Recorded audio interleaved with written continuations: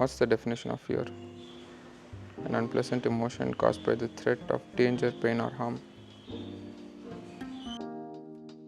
Let me quote this from an amazing book called The Subconscious Power of Mind. Humans are only born with two fears, the fear of falling and the fear of noise.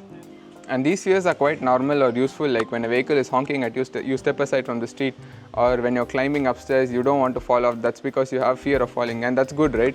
But if you really think about it, the statement in itself is mind-blowing, because it just goes to say that all these other fears you've come across or heard of are maybe just self-imposed.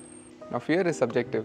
Some fear needles, water, height, and some others fear stage, being alone, missing out on stuff, or being forgotten. And some also fear weird things like balloons, buttons, circles, and other such things. You can Google, and I'm sure you'll be surprised to find many of them. There is such a wide spectrum to fear. So the first thing that can be unraveled about fear is that fear is psychological.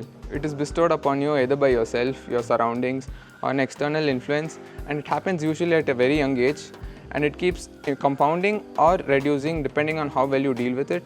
Let me come clear and talk about my own fears first. So those who know me really well know that I'm very camera shy myself. So I don't like clicking pictures of myself, or I used to be uncomfortable when others are clicking pictures of me. And I think some of you can already relate to it, but here I am recording a full 2-minute video and posting it out like it's no big deal for me. Let me tell you, the very first day I was out filming was one of the most nerve-wracking thing I'd ever done in my life. And let me be more honest, the first day I was out filming, I just stood blank in front of the camera. I'd spoken no words, and I had no footage with me when I returned home. But what I had achieved that day was an attempt to step out, get out of my comfort zone, and go try and face my fear. And how well is it going as of today? I'd say pretty good. So I explain in short what it took for me to overcome my fear in 3 simple steps. Step number 1 is to examine and accept your fears. So some of us aren't even ready to accept what we fear, or some of us don't even realize what we fear, not ready to accept the fact that we fear it, and letting it stay inside us and affect us little by little. So the first step for me would be to examine and accept your fears. Step number 2, manifest. Putting your fear into a spectrum and mentally moving yourself from one end of the spectrum to the other, and just imagining a scenario where you're doing great against your fear. Just the manifestation itself, that you'll get through this no matter what, will go a very long way. Step 3, show up. The best way to fight your fear is to face your fears. Showing up to the situation that fears you the most in itself is a great show of courage. For a person to get up on the stage with stage fright itself is a great show of courage. So in the famous words of Spider-Man, it's just a leap of faith. So these were 3 points that I found for myself to be very useful at breaking some of the barriers.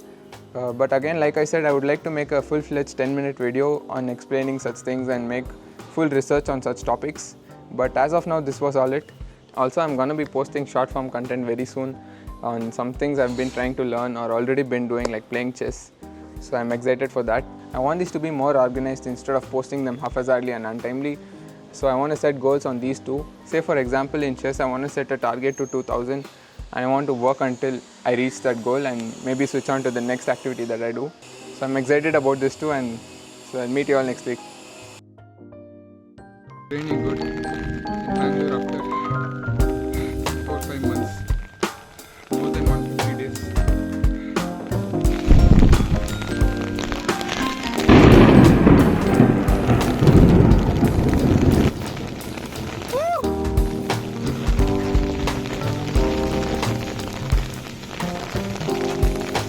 Hey.